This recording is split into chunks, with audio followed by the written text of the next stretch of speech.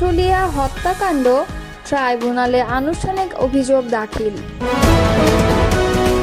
৩৬ দিনের চেতনার জুলাই কর্মসূচি পালন করবে ইসলামী আন্দোলন। জাতীয় ঐকমত্য কমিশনের সঙ্গে চলছে রাজনৈতিক দলগুলোর বৈঠক। ঐক্য ও গণতন্ত্রের প্রশ্নে কোনো আপোষ নেই, মন্তব্য করেছেন মির্জা ফখরুল। এতক্ষণ শুনছিলেন সংবাদ শিরোনাম, এবারে বিস্তারিত। আশুলিয়ায় হত্যার পর ৬ জনের মরদেহ পোড়ানো মামলায় সাবেক এমপি সাইফুল ইসলাম সহ ১৬ জনকে আসামি করে আনুষ্ঠানিক অভিযোগপত্র ট্রাইব্যুনালে দাখিল করেছে প্রসিকিউশন। বুধবার সকালে আন্তর্জাতিক অপরাধ ট্রাইব্যুনাল ২-এ আলোচিত এ মামলার তদন্ত প্রতিবেদন দাখিল করা হয়। এর আগে গত ১৯ জুন এই মামলার তদন্ত প্রতিবেদন হাতে পায় প্রসিকিউশন। এদিন সকালে এই মামলায় গ্রেফতার পুলিশ কর্মকর্তা আবদুল্লাহ হিল কাফি, শহীদুল ইসলাম সহ ৭ জনকে হাজির করা হয় ট্রাইব্যুনালে। গত বছর ৫ আগস্ট সাভারের আশুলিয়ায় পুলিশের গুলিতে প্রাণ হারান ৫ জন। একজন গুরুতর আহত হন। পরে ৫ জনের মরদেহ এবং আহত একজনকে পুলিশ ভ্যানে তুলে পেট্রোলে ঢেলে আগুন দিয়ে পুড়িয়ে ফেলা হয়। প্রসিকিউশন জানায়, এই ঘটনায় ১১ সেপ্টেম্বর মানবতা বিরোধী অপরাধের অভিযোগ এনে আন্তর্জাতিক অপরাধ ট্রাইব্যুনালে মামলা করা হয়। স্বৈরতন্ত্রের শিকড় উপড়ে ফেলার প্রত্যয়ে ৩৬ দিনের চেতনার জুলাই কর্মসূচি পালন করবে ইসলামী আন্দোলন বাংলাদেশ। মঙ্গলবার দলটির নিয়মিত বৈঠকের পর এক বিবৃতিতে মহাসচিব অধ্যক্ষ হাফেজ মাওলানা ইউনুস আহমদ এ তথ্য জানিয়েছেন। বিবৃতিতে ইউনুস আহমদ বলেন, ২৪ জুলাই আমাদের ইতিহাসের অম্লান এক স্মৃতি, একই সঙ্গে বেদনা ও প্রতিজ্ঞার উপলক্ষ। স্বাধীন দেশে একটি নির্দিষ্ট সময়ে এতগুলো মানুষ, যাদের অধিকাংশই তরুণ, মারা যাওয়া আমাদের জন্য বেদনা ও কষ্টের অনুভূতি তৈরি করে। এই কষ্ট ও বেদনার নীল আরও গাঢ় হয়ে আসে যখন তাদের আত্মাহুতির ১ বছর অতিক্রান্ত হওয়ার পরেও সংস্কার ও বিচার সম্পন্ন না করার বাস্তবতা সামনে আসে। জুলাইয়ে এই সূচনাকালে বেদনার্ত হৃদয়ে তাদের রুহের মাগফিরাত কামনা করছি, আহতদের প্রতি সমবেদনা জানাচ্ছি, একই সঙ্গে তাদের শাহাদাতের লক্ষ্য সংস্কার ও বিচার বাস্তবায়ন করার প্রতিজ্ঞা জানাচ্ছি। ইসলামী আন্দোলন মহাসচিব বলেন, জুলাইয়ের চেতনা ছিল দেশ থেকে স্বৈরতন্ত্রকে চিরস্থায়ী উৎখাত করা। সেই চেতনাকে জনমনে স্থায়ী করার জন্য ইসলামী আন্দোলনের পক্ষ থেকে ৩৬ দিনের কর্মসূচি হাতে নেওয়া হয়েছে। কর্মসূচি হলো স্বৈরাচারের ১৫ বছরের অপরাধের খতিয়ান ও তা প্রতিরোধে ইসলামী আন্দোলনের কার্যক্রম দেশব্যাপী তুলে ধরে স্বৈরাচার স্মৃতির প্রতি ঘৃণা অব্যাহত রাখা, শহীদ আহত পরিবারের খোঁজ খবর নেওয়া, হাদিয়া ও সম্মাননা দেয়া, শহীদের কবর জিয়ারত করা ও দোয়ার আয়োজন করা, ৫ আগস্ট সারা দেশে আওয়ামী নিপীড়নের ডকুমেন্টারি প্রদর্শন করা এবং বিভাগীয় শহরে গণমিছিল আয়োজন করা, ২৫ জুলাই ঢাকায় যুব জামায়াত ইসলামী ছাত্র আন্দোলন বাংলাদেশের নেতৃত্বে ভয় নাই, প্রতিবাদেই মুক্তি শিরোনামে বিক্ষোভ মিছিল, জুলাইয়ের চেতনা বাস্তবায়নে দেশের বিভিন্ন জেলায় সমাবেশ, আগামী ১ আগস্ট জেলা থানা শহরে ডকুমেন্টারি প্রদর্শন ও গণমিছিল। এছাড়াও ইসলামী ছাত্র আন্দোলন, যুব আন্দোলন, শ্রমিক আন্দোলন নিজস্ব আয়োজনে ৩৬ দিনব্যাপী নানা কর্মসূচি পালন করবে। এসব কর্মসূচি বাস্তবায়নে ইসলামী আন্দোলন মহাসচিব দেশবাসীর সহায়তা ও সমর্থন কামনা করেন এবং জুলাইয়ের চেতনা বাস্তবায়নে বিভিন্ন রাজনৈতিক দলের কর্মসূচিতে সমর্থন ব্যক্ত করেন। বৈঠকে উপস্থিত ছিলেন দলের সিনিয়র যুগ্ম মহাসচিব মাওলানা গাজী আতাউর রহমান, ইঞ্জিনিয়ার আশরাফুল আলম, অধ্যক্ষ মাওলানা শেখ ফজলে বারী মাসুদ, সহকারী মহাসচিব মাওলানা আব্দুল কাইয়ুম, কে এম আতিকুর রহমান, কেন্দ্রীয় সাংগঠনিক সম্পাদক ইফতেখার তারিক, প্রচার সম্পাদক শেখ ফজলুল করিম মারুফ, মাওলানা লোকমান হোসেন জাফরি, ABM জাকারিয়া এবং হাজী শেখ মোহাম্মদ নুরুন নবী, মাওলানা মঞ্জুর আহমদ সাকি ও প্রমুখ।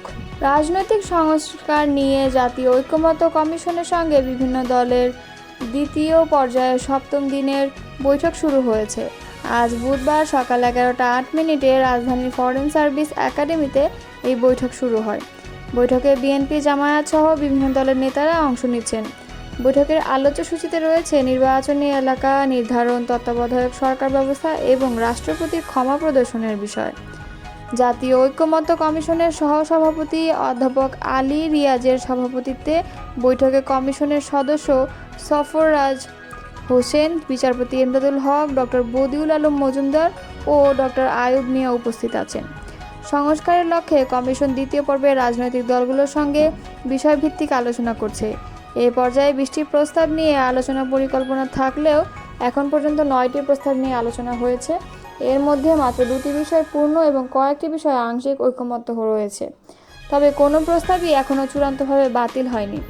ইতোমধ্যে আলোচিত বিষয়গুলোর মধ্যে রয়েছে সংবিধানের 70 অনুচ্ছেদ সংশোধন, বিরোধী দলকে সংসদীয় কমিটির সভাপতিত্ব দেয়া, নারী আসনে সরাসরি ভোট, দ্বিকক্ষ বিশিষ্ট সংসদ, প্রধান বিচারপতি নিয়োগ, জাতীয় সাংবিধানিক কাউন্সিল গঠন, রাষ্ট্রপতি নির্বাচন, প্রধানমন্ত্রীর মেয়াদ সীমা এবং রাষ্ট্রনীতি সংবিধানে অন্তর্ভুক্তি।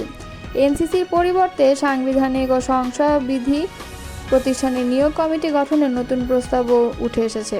এ পর্যন্ত সংবিধানের 70 অনুচ্ছেদের সংশোধন ও বিরোধী দলকে সংসদীয় কমিটির সভাপতিত্ব দেওয়ার বিষয়ে ঐকমত্য হয়েছে। প্রধানমন্ত্রীর মেয়াদ 10 বছরে সীমিত রাখার প্রস্তাবে দলগুলো প্রায় একমত, তবে চূড়ান্ত সিদ্ধান্ত এখনও হয়নি।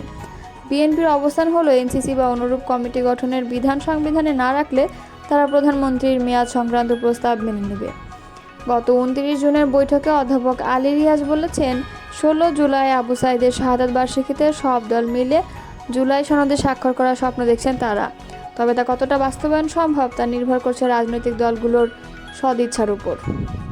বিএনপি মহাসচিব মির্জা ফখরুল ইসলাম আলমগীর বলেছেন, ঐক্যের প্রশ্নে আমাদের কোনো আপোষ নেই, গণতন্ত্রের প্রশ্নে আমাদের কোনো আপোষ নেই।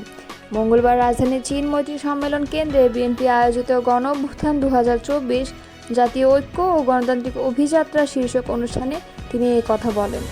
মির্জা ফখরুল বলেন, দীর্ঘ 15 বছরে আমাদের অনেক পরিবার ধ্বংস হয়ে গেছে। আমাদের অনেক সন্তান তার বাবাকে হারিয়েছে, স্ত্রী তার স্বামীকে হারিয়েছে, মা তার প্রিয় সন্তানকে হারিয়েছে। আমরা দেখতে পেয়েছি আন্দোলনে ফ্যাসিস্ট সরকারের বাহিনী আমাদের ছোট শিশু সন্তান থেকে শুরু করে আমাদের ছাত্রদেরকে, আমাদের সন্তানদেরকে পাখির মতো করে হত্যা করেছে। তিনি বলেন, দেশের অনেক ক্ষতি হয়েছে। এই 15 বছরে একটা ফোকলা রাষ্ট্রে পরিণত করে দেওয়া হয়েছে। সমস্ত প্রতিষ্ঠান ধ্বংস করা হয়েছে, অর্থনীতিকে ধ্বংস করা হয়েছে, ভবিষ্যতে ধ্বংস করা হয়েছে, নৈতিকতাকে ধ্বংস করা হয়েছে এবং ভবিষ্যতে একটা ঋণের দেশ এমনভাবে চাপিয়ে দেওয়া হয়েছে যা পরবর্তী সরকারগুলোর জন্য সবচেয়ে বড় সমস্যা হয়ে দাঁড়াবে।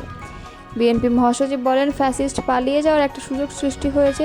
সেই সুযোগটা কি? একটি নতুন গণতান্ত্রিক বাংলাদেশ তৈরি করার। আমি জোর দিয়ে বলতে চাই, একটি গণতান্ত্রিক বাংলাদেশ আমরা তৈরি করব।